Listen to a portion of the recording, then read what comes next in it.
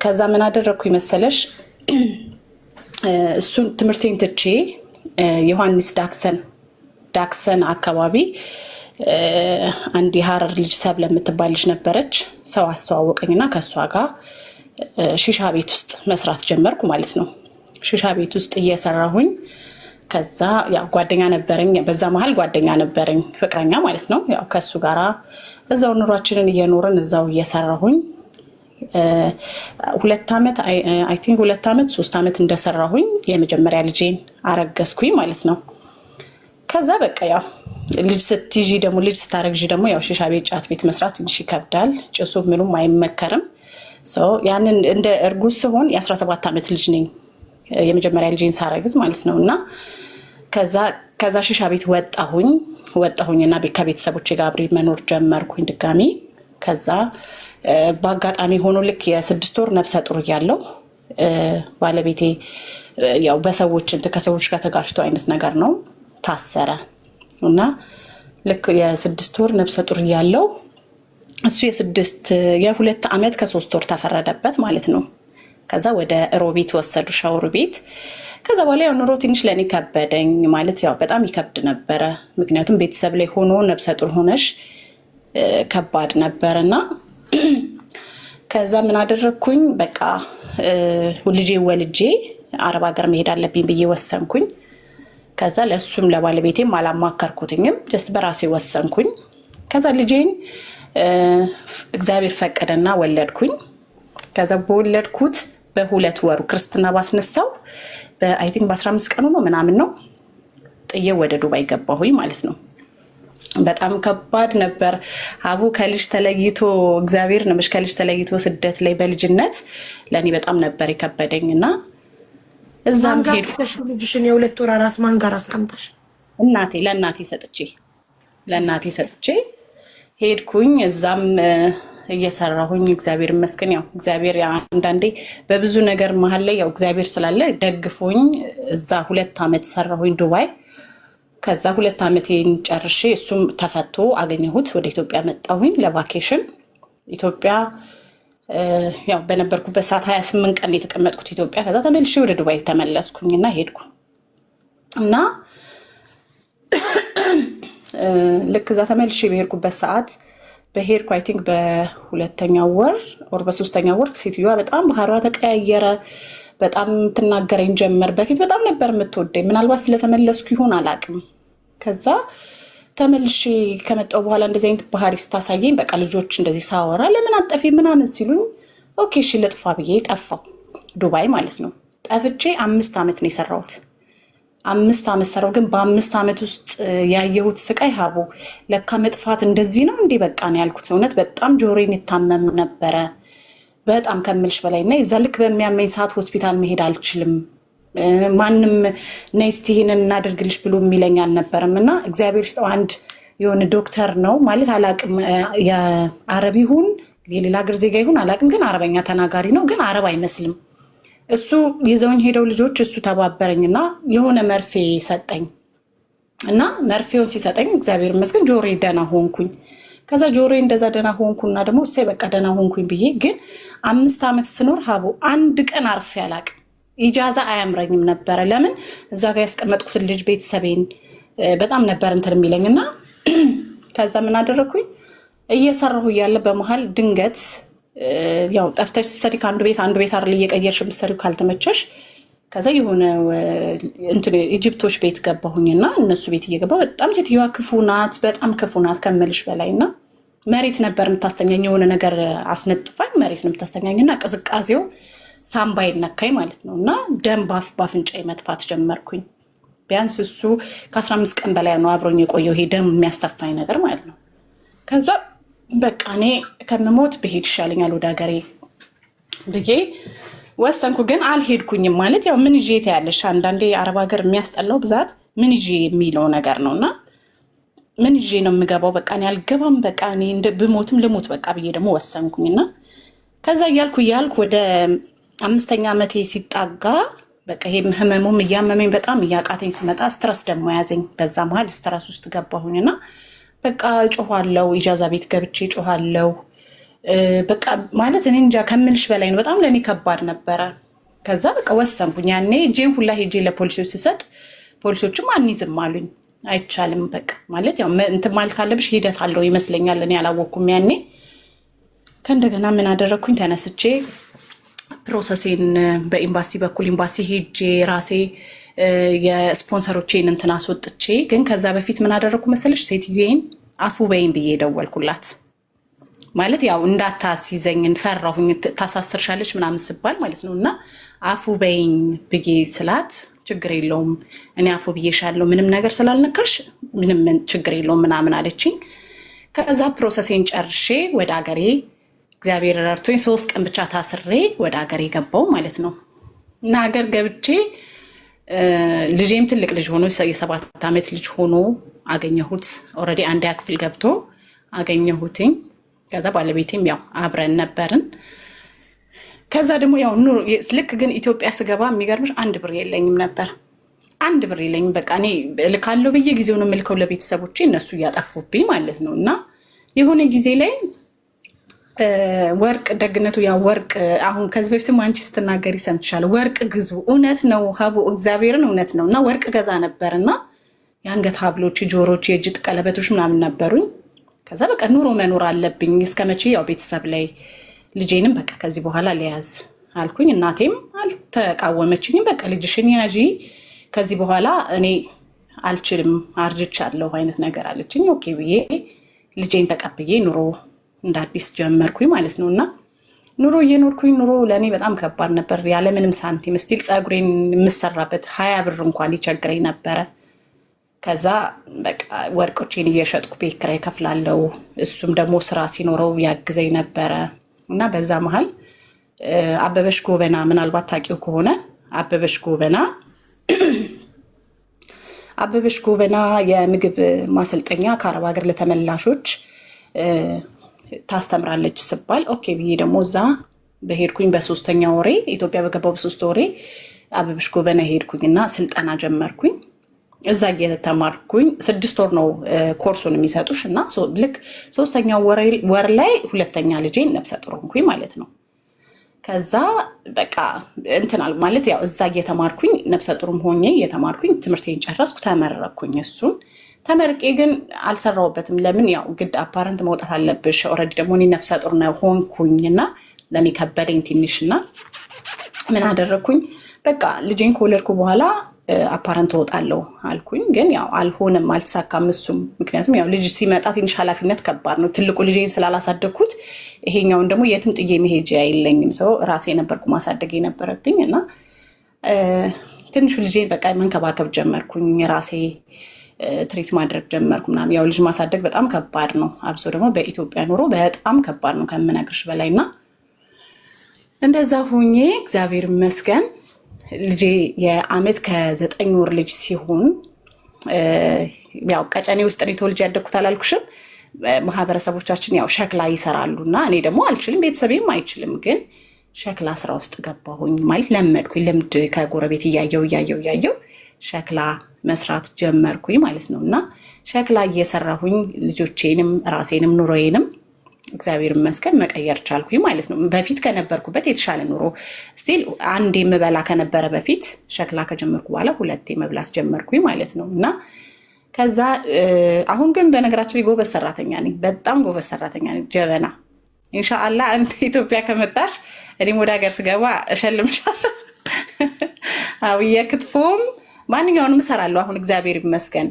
እና እኔ ደግሞ የባህል ዕቃ በጣም ወዳለሁ።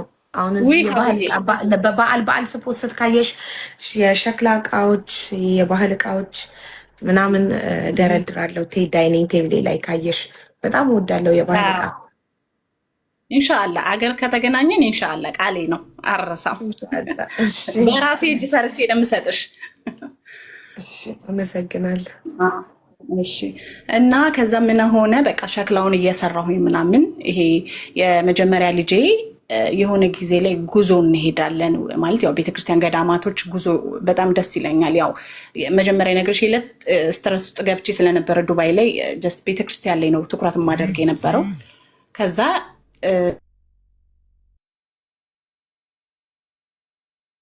ልጄን እዛ ሁለቱንም ልጆቼን ይዤ ሄድኩኝና ልክ ከዛ በተመለስን በሳምንቱ ልጄ ወደቀ ድንገት ማለት ነው። ጠዋት 12 ሰዓት ከእንቅልፉ እንደተነሳ ወደቀብኝ ትልቁ ልጄ ማለት ነው። ከዛ ተደናገጥን ምናምን በቃ ራሱን ስቷል። ሐኪም ቤት ይዘነው ሄድን። 12 ሰዓት ነው የወደቀው። ስቲል እስከ 6 ሰዓት ድረስ አልነቃልንም ነበርና እኔ በጣም የደነገጥኩት ምክንያቱም ያው ስደትንም መከራንም ስቃይንም ያየሁበት ልጄ ስለሆነ ያው ፈጣሪን እየለመንኩኝ ብቻ እስከ 6 ሰዓት ቆየንና ልክ 6 ሰዓት ላይ ደቃ ዶክተሮች በጣም ተሯሩጠው ወደ ራሱ እንዲመለስ አደረጉልኝና ከእግዚአብሔር ጋር ማለት ነውና ምንድነው ችግሩ ብዬ ስጠይቃቸው ስኳር ነው አሉኝ። ስኳር በሽታ ነው እና ከዚህ በኋላ በቃ መድኃኒቱን መጀመር አለበት።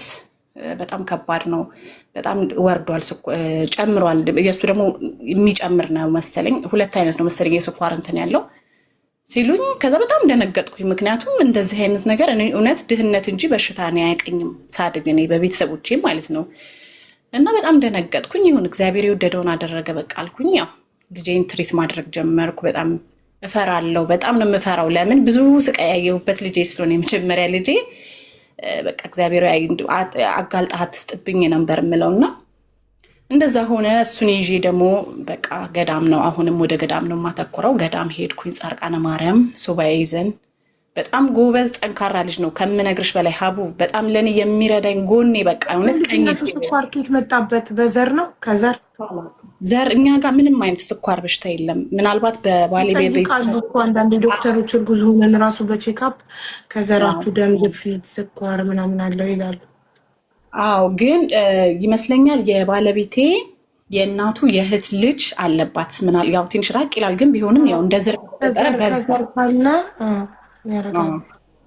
አዎ እና ምን ሆነ ጻርቃኔ ሄጄ የሚገርምሽ እግሩ ቆስሎ አልድን አለኝ እና በጣም ቁስል ተጠንቀቂ ብለውኛል። ስቲል የመቆረጥ ደረጃ ይደርሳል ምናምን ስላሉ በጣም ነበር የምፈራውና አልድን አለኝ እግሩ ላይ ቁስል ማለት ነው። ከዛ ጻርቃኔ ይዤው ገብቼ በጣም ጎበዝ ጠንካራ ልጅ ነው። እኔ ደግሞ ያው ልክ ወደ ዋሻ አለ ዋሻ ውስጥ ለመግባት ንስሐ ምናምን ገብተሽ ነውና ኦልሬዲ ንስሐ ገብቼ ምናምን ልግባ ስል ያው ፔሪዴ ይመጣል። ሴት ልጅ መሆን ያው ትንሽ ከባድ ነው። ከዛ እሱ ብቻውን ከሰው ጋር ላኪኝ ይለኝና በጣም ጎበዝ ጠንካራ ልጅ ነው። አሁን 15 ዓመት ሆኖታል እግዚአብሔር ይመስገን። ከዛ ይገባል ዋሻ ውስጥ ይገባል። እምነት ይለቀልቃል። በባዶ እግሩ ከ1 ሰዓት በላይ የእግር ጉዞ አለ ወደ ጸበል መሄጃ እዛ ይሄዳል ምናምን እና ራሱ በቃ እውነት ድንግል እንደው ዛሬ የለተቀነዋ ነው። እኔ እውነት የእሷንም እንደው ድንቅ ስራ ልናገር ብዬ ነበረ የሞከርኩት። አንቺ ማስገባሽኝ ይኸው በህዝብ መሀል ነው ታምራቷን የምናገረው እና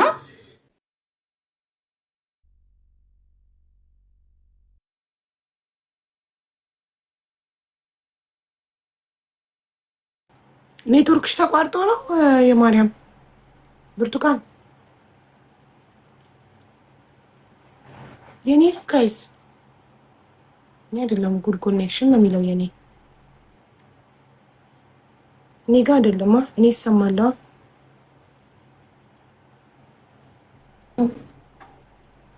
ኦሞ ነበረ ስታክ አድርጎ ነው ከአንቺ ነው እንጂ እኔ ጋር ሰላም ነው ኔትወርኪ ነው። ኦኬ እሺ። እና ምን ሆነ ደህና ሆነ ማለት ነው። ስኳሩ ደህና ሆነልኝ። ከዛ እግዚአብሔር ይመስገን ብዬ እንግዲህ ያው የሰኔ 16 ጾሟን ካለቀ በኋላ መስከረም 29 ወደ ሽንቁሩ ሚካኤል የሚባል አለ። ምናልባት ካወቅሽ ወደ ላይ ሽንቁሩ ሚካኤል አርሴማ የዓመት ነበረች እና ተነስቼ ወደዛ ልጄን ትንሹን ይዤ ወደዛ ሄድኩኝ። እዛ ደግሞ ሂድ ገብተን ልጄ ወደቀ። ትንሹ ልጄ ይሰማል አይደል ሀቡ? አዎ ግን ትቆራረጫለሽ መሀል ላይ። እሺ ወደዛ ወጣ ልበል። አሁን ይሰማል? አዎ ይሰማል። እሺ ከዛ ጸበል ደርሼ እየተመለስን እያለ ትንሹ ልጄ መንገድ ላይ ወደቀብኝ። እንደዚህ እየሄድን ማለት ነው። ከዛ ደነገጥኩና በስመ አብ ብዬ ብድግ አድርጌው ምናምን ወደ ጸበል ቦታ መልሼ ይዤው ገባሁኝ። እሱም ልክ የመጀመሪያ ልጄ እንደወደቀው አይነት አወዳደቅ ነው የወደቀውና በጣም ደንግጬ ይዤው እየሮጥኩ ወደ ጸበል ቦታ ተመለስኩና ጸበል አስጠምቄው ስንመለስ በቃ እሱም አይነቃም። ከዛ እንዴ በእግዚአብሔር ምን ሆኖብኝ ነው ምናምን ብዬ ከእንደገና ሆስፒታል ይዤው ገባሁኝ ማለት ነው። ሆስፒታል ይዤ ስገባ እሱ ደግሞ የስኳር ማነስ ነው አሉ።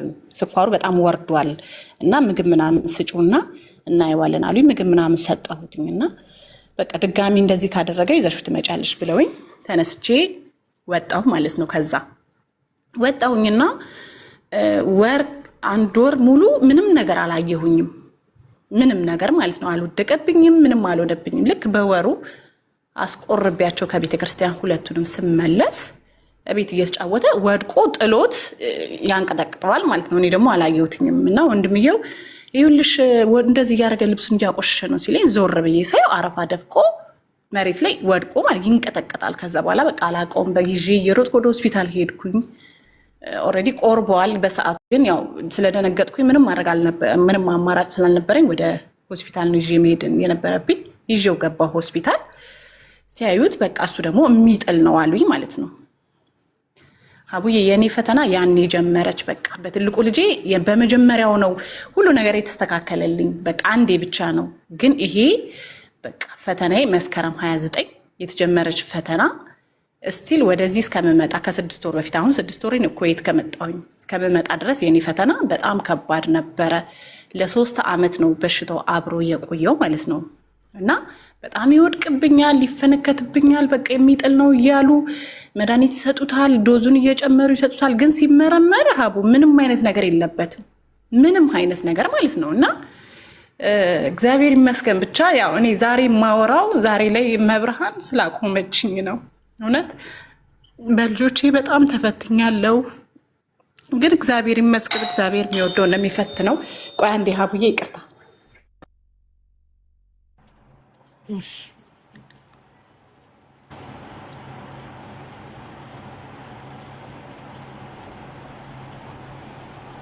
ምንም እኮ ይሄ ታሪክ ችግር የለም። ኖ ስትረስ ፉል ሲስፓን። እሺ ይቅርታ ሀቡዬ በር ተምንትን ብሎብኝ እና ከፈትኩ ገቡ በቃ። እና ምን ሆነ መሰለሽ በቃ 3 ዓመት ሙሉ በዚህ በቃ በጣም እየታመመብኝ ምናምን አለፍኩኝ፣ እግዚአብሔር ይመስገን። እና አሁን የሆነ ጊዜ ላይ በቃ እኔ በጣም የሳምንት 2 ሳምንት ነው እንትን የሚለው የሚጥል የነበረው ማለት ያለማቋረጥ ይጥለው ነበርና የሆነ ሰዓት ላይ ጴጥሮስ ገብተን ሆስፒታል ከዛ ሳስበው በቃ ይሄ ነገር ምንም በሽታው አልተገኘም እና ለምንድን ነው እንደዚህ እንትን የሚለው? ቆይ እኔ የሆነ መፍትሄ መውሰድ አለብኝ አልኩና እንጦጦ ኪዳነ ምሕረት ያው እዛው አካባቢ ስለነበረች ባለቤቴና የባለቤቴ ጓደኛ ሄደው ጸበሉን ይዘው ይመጣሉ እና እስቲል የሚሰጡት መርፌ ዶዙን እየጨመሩ ስለሚሰጡት በሰዓቱ እንትን ሆነ ማለት ነው። ሀቡ ይሰማል? አዎ ይሰማል። እሺ ከዛ በኋላ ዶዙን እየጨመሩ ይሰጡት ስለነበረ ፓራላይዝድ ሆነ ማለት ነው። በቃ ምንም እግሩም እጁም አልሰራም ማለት። ከዛ እንደዛ ሲሆንብኝ ከዛ በቃ እንጦጦ ኪዳነ ምሕረት ጸበል አመጣሁና ኪዳነ ምሕረት ከዚህ በኋላ ገዳይም አዳኝም አንቺ ነሽ፣ በቃ ልጄን ለእኔ እውነት ይገባሻል ካልሽ ስጪኝ መልሽልኝ፣ አይ ካልሽ ደግሞ አታሰቃዩ በቃ ብዬ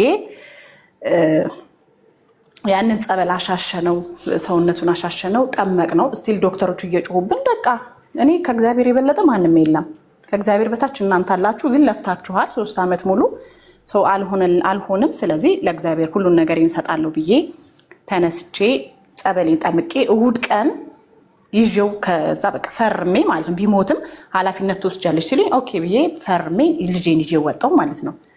ልጄን ይዤው ወጥቼ የሚገርምሽ ቢያንስ 1 ሳምንት ነው።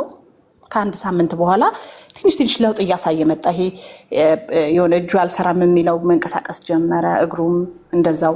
ከዛ ኦልሬዲ መድኃኒቱ ከውስጡ እያለቀ ሲሄድ ልጁ ደህና እየሆነ መጣ ማለት ነው። የሚጥለው ነገር እያቆመ መጣና 6 ወር ሙሉ ምንም ነገር ሳላይ ስቲል ነው። ይኸው እንግዲህ ዓመት ማለት ነው። አሁን ላይ ዓመት ሆነው። እግዚአብሔር ይመስገን፣ ክብር ለቅድስት ድንግል ማርያም እውነት። እና እንደዛ ሆኖ ከዛ አጋጣሚ እኔ ደግሞ በቃ አሁን ደህና ከሆነልኝ ትንሽ ሄጄ ልስራ።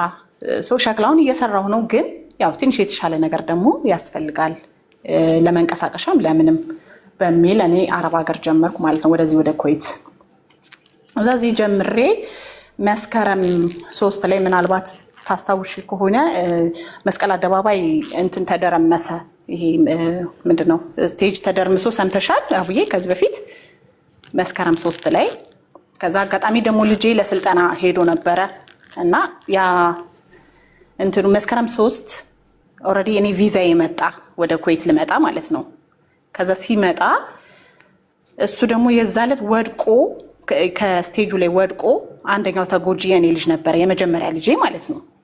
ከዛ በቃ ነገሮች እንደዚህ አንዱ ሲያልፍ አንዱ ሲሆንብኝ አይ በቃ እኔ አልሄድም፣ በቃ ልጆቼን ትቼ አልሄድም። ምክንያቱም ብሄድ ብሰራ ለነሱ ነው፣ ግን እዚህ ጋር እኔ ሄጄ የሆነ ነገር እዚህ ጋር ሆነው ካገኘኋቸው ለእኔ የዘላለም ጸጸት ነው። ሰው አልሄድም፣ በቃ ልጆቼን ይዤ ነው መኖር የምፈልገው ምናምን ብዬ ወሰንኩና በቃ ያም እግዚአብሔር ይመስገን የዛም ጊዜም ከወደቁት መሀል ያው ትንሽ ተጎድቷል ባይባልም ብቻ ግን ያው ወገብ ምናምን ላይ ነበረ ትንሽ ጉዳት የነበረበት። እግዚአብሔር ይመስገን እሱም አገገመልኝና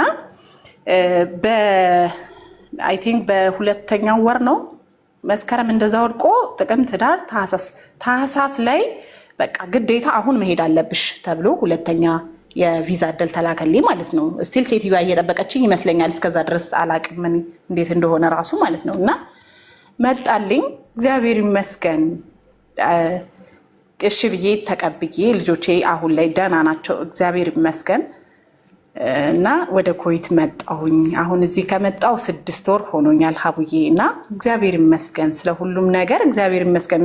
ማለት ያው እግዚአብሔር አንዳንዴ ስለሚወድሽ ነው የሚፈትንሽ፣ ስለሚወድሽ ነው ብዙ ነገሮችን። እኔ ደግሞ በልጆቼ በጣም የተፈተንኩ እናት ነኝ። እኔ ትልቁ ሆኜ አይደለም ሀቡዬ፣ ልጅ ነኝ ገና 30 ዓመቴ ነው። ግን የልጅነት ልጆቼ ናቸው ልጆቼ ማለት ነው። እና እግዚአብሔር ይመስገን ዛሬ እዚህ ያደረሰኝ አምላክ ምክንያት አለው ለሁሉም ነገር። እንደውም እኔ እውነት ለመናገር ሀቡ የቤቱ ዕጣ ወጥቶልኝ ነበር አንቺ ጋር ገባለሁ ብዬ ያሰብኩት፣ ግን ዛሬ ይኸው በታሪኬ ያው እንግዲህ ለሰዎች እንትን ከነበረ ማለት ነው። እና እግዚአብሔር ይመስገን ዛሬ ላይ ያለሁበት ሁኔታ አሪፍ ነው። የራሴ የምለው ነገር አለኝ ማለት ልጆቼ ከማንም በላይ ከሀብትም ከንብረትም በላይ ደግሞ ልጆቼ አሉ እናቴ የሚሉኝ ማለት ነው። እና የኔ ታሪክ ይሄንን ይመስላል ሀቡዬ። ስንት ዓመት ናቸው ልጆች አሁን? ትልቁ 15 ዓመት፣ ትንሹ ደግሞ 7 ዓመቱ። እሳ ያደጉልሽ? ሁለቱም ወንዶች? አዎ ሁለቱም ወንዶች ናቸው እግዚአብሔር ይመስገን። ገቢ ደግሞ ከኩዌት 3ኛ ሴት ትወልጃለሽ? እኔም እንዳንቺ የሚገርምሽ መንታ ነው የምወደው። እግዚአብሔር መንታ ልጅ ይስጠኝ ነው የምለው። የምር እኔ በጣም ነው የምወደው መንታ ልጅ እና እንደ እግዚአብሔር ፍቃድ አግቢ ከሆነ አይሰጥም አትጓጊ። ኦሪዲ ስለጓጓው ነው አንድ የሰጠኝ። ስለዚህ አትጓጊ። ኢንሻአላህ ከሰጠኝ ስጠኛ። የሰጠኝን አሜን ብዬ እቀበላለሁ። ዋናው ልጅ ጤነኛ ልጅ ይሁን ከምንም በላይ ዋናው ጤና ነው፣ ጾታ አይደለም ዋናው። እውነት እንትን በተረፈ ታሪክሽን ስላካፈልሽን እናመሰግናለን በጣም። ጎበዝ እናት ነሽ። አሁንም እናትሽ ጋር ናቸው ልጆች? አይ ነው አሁን አባታቸው ነው ይዟቸው ያለው። የዛ ጊዜ እስር ቤት ስለነበር ነው እናት። አዎ ብቻውን ተመላላሽ ሰራተኛ አለች። ጀስት እንጀራና ወጥ የምታደርግ እንጀራና ልብስ የምትሰራላቸው። ሌላውን ነገር ልጄ ጎበዝ ነው። ይሄ 15 ዓመቱ ያልኩሽ በጣም ከ7 ዓመቱ ጀምሮ አብሬው ስለነበርኩኝ ብዙ ነገርን አስተምረው ነበር እና ወጥ ይሰራል፣ ቤት ያጸዳል፣ ወንድሙን ቴኬር ያደርጋል። በጣም ጀግና ልጅ። እውነት እኔ እንጃ እኔ ሳየው ራሱ ልጅ አይመስለኝም ሀቡዬ። ማለት በጣም ጎበዝ ጠንካራ ነው። ከሴት በላይ ነው የሚሰራው። እኔ እስቲ ለሸክላ ድርጅት ውዬ በምመጣ ሰዓት ጠዋት 12 ሰዓት ከወጣሁ ማታ 3 ሰዓት ነበር የምመለሰው እና የዛ ሰዓት እንኳን ወጥ ሰርቶ ቡና አቅርቦ ወንድሙን አጣጥቦ ምን ብሎ ነበር የሚጠብቀኝ። እና ጎበዝ ልጅ ስላለኝ እስቲ የቤት ሰራተኛም አያስፈልገኝም። ኦልሬዲ ልጅ ያለ አባቱም ያው ተጋግዘው ይኖራሉ ብዬ ተስፋ አደርጋለሁ። እንደ እግዚአብሔር ፍቃድ ብቻ ክፉአቸውን አያሰማኝ በሰው ሀገር። እሱን ነው ፈጣሪን የምለምነው። አሜን አሜን። ባለቤትሽ አይሰራም? ይሰራል፣ ፈርኒቸር ነው የሚሰራው። ግን ያው አሁን ላይ ትንሽ አየሩ ቀዝቀዝ ብሏል እንጂ ይሰራል፣ ይንቀሳቀሳል፣ ፈርኒቸር ይሰራል። እሺ እናመሰግናለን በጣም። አመሰግናለሁ እኔም ስላስገባሽኝ የኔ ውድ። መብርሃን ሰላም ትፍታሽ፣ የሆድሽን በጀርባሽ ታዞርልሽ የኔ ውድ። አሚን አሚን። በጣም እናመሰግናለን። እሺ ሀቡዬ አመሰግናለሁ የኔ ውድ።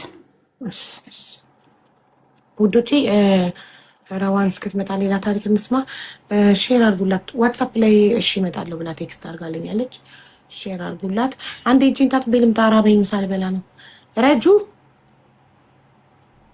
ያቡ አውሪ መጣው። እጄን ታጥቤ። እሺ እንኳን ደህና መጣሽ። ሳጂን ፎሎ አድርጓት። ታጥበሽ ነኝ። እሺ እጄን ታጥቤ ልምጣ። አብሬነት አጥባለሁ። እሺ ጋይስ እንደምታውቁት እንግዲህ ጁን 7 እኔ ጌም አለኝ። ሁላችሁም ፕሮፋይል እና ቪዲዮ በመስራት ተባበሩኝ። አመሰግናለሁ። ሳጂን ፎሎ አድርጉ ተብላችኋል። ፎሎ አድርጉ የተባላችሁትን ነው። ሳጂን ፎሎ አድርጉ ተብላችኋል። እሺ ፎሎ አድርጉ እና ደግሞ እንዳትቀንሱ፣ እስክትመጣ እንዳትቀንሱ እባካችሁ። እስክትመጣ እንዳትቀንሱ። አንቺ ማነሽ? እኔ ረጁ ነኝ ማሬ። እኔ ረጁ ነኝ ማርዬ። እሺ ረጁ ነኝ። እሺ አዎ አርጉ ተብላችኋል።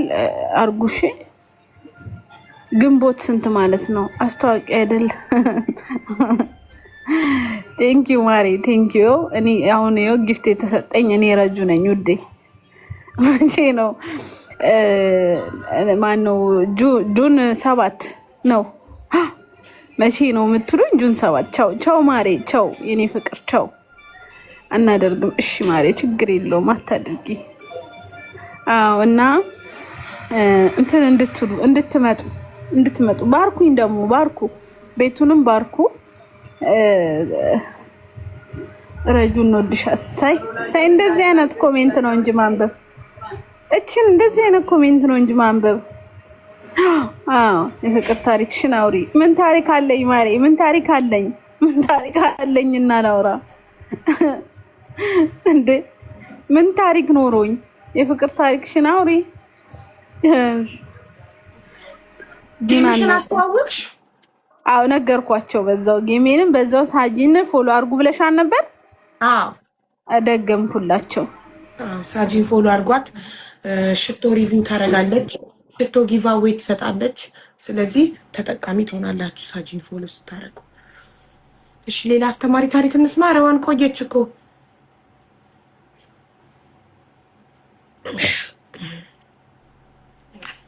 እስክትመጣ እንትን እንበል። አስተማሪ ታሪክ አለኝ ያለች ነው ቃል ኪዳን የምትባለች። ሳቧት እንብላ ውዶቼ፣ እንብላ ብያለሁ። ግንቦት 30 ምንድን ነው? ግንቦት 30 ጁንን በኢትዮጵያ ንገሪን ብለው ሰሩትና ግንቦት 30 ነው አሉ። እሱ ግንቦት 30 ነው የሚለው። ሀዊዬ እንዴት ነሽ? ሰላም ውዴ፣ እንዴት ነሽ? አለሁልሽ እናቴ። በጣም ነው የምወድሽ። ፈጣሪ ይውደድሽ የእኔ እናት። አሜን። አመሰግናለሁ ስላስገባችሁኝ። እሺ እናት፣ አመሰግናለሁ። ልጀምር? አዎ እሺ። ታሪክ የሚጀምረው የ8ኛ ክፍል ተማሪ እያለሁ ነው። የ8ኛ ክፍል ተማሪ እያለሁ ከእናቴ ቤት ወደ ትምህርት ቤት በሚሄድበት ሰዓት ላይ የተፈጠረ ነገር ነው እና ሁልጊዜ ትምህርት ቤት በምመላለስበት ሰዓት ላይ አንድ ሰው አይን ውስጥ እንዳጋጣሚ ገባው። ያው የልጅነት ፍቅር የሚለው ነገር ላይ ማለት ነው እና ማን እንደሆነ በእርግጥ አላውቅም ነበር። ከእናቴ ቤት ቀጥሎ ሱቅ አለ። ሁሌ እዛ ሱቅ መልእክት ይቀመጥልኛል፣ ደብዳቤ ማለት ነው። ዛሬ ደግሞ እንደዚህ ለብሰሻል፣ ዛሬ ደግሞ አምሮብሻል፣ ዛሬ ደግሞ ፀጉር ስታይልሽ ምናምን የሚል የተለያየ ደብዳቤ ይቀመጥልኛል፣ ግን ማንነቱን አላውቀውም። እና ሁል ጊዜ ያቺ ደብዳቤ ሱስ ትሆንብኝና ያለ ምክንያት ሱቅ መሄድ እፈልጋለሁ ማለት ነው፣ ያቺ ወረቀት ለማየት። ከዛን አንድ ቀን ተነስቼ ሱቅ ሲሄድ ወረቀቱ አልተቀመጠም። ከዛን ሀውዬ ንድድ ብዬልሽ ወደ ቤት ተመለስኩኝ። ተቁነጥጬ ያ ቀን በቃ ደስ አይልም። ክፍት ብሎኝ ወደ ማታ ሲሄድ ልታየኝ አትፈልጊም የሚል ቴክስት ተቀምጧል፣ ደብዳቤ ማለት ነው። ከዛን እስከዛን ሰዓት ድረስ ምንም አይነት መልስ አልመልስም ነበር። የዛን ቀን ብቻ ባይክ ደስ ይለኛል የሚል ጽሑፍ ጽፌ እኔም እዛው ሱቅ አስቀመጥኩ ማለት ነው። ከዛን ጠዋት ያ መልእክት አልተወሰደም ነበረ። ስጠይቀው ባለሱቁን አይ መልእክትሽ አልተወሰደም አለኝ። እሺ ብዬ ትምህርት ቤት ሄድኩኝ። ከትምህርት ቤት ስመለስ በቃ ነገ ከትምህርት ቤት ስትወጪ እጠብቅሻለሁ የሚል ደብዳቤ ተቀምጧል ማለት ነው። ያ ማለት እንዴት ነው? ያው የምማረው የግል ስለነበረ ከ9 ሰዓት ነው ማለት ነው ከትምህርት ቤት የምመለሰው። ከዛን በቃ ያ ቀን ትጠያለሽ። ሌሊትም አልነጋም 9 ሰዓትም አልደረሰም። ብቻ እንደምንም 9 ሰዓት ሲደርስልሽ መንገዴና ያለው ምንም የለም። በዚህም በኩል ሰው የለም፣ በዛም በኩል ሰው የለም፣ ምንም ሰው የለም ማለት ነው። ንድ ብዬ ቀጥታ ወደ እናቴ ቤት እየመጣሁ እያለ መንገድ ላይ ቃል የሚል ድምፅ ሰማሁ።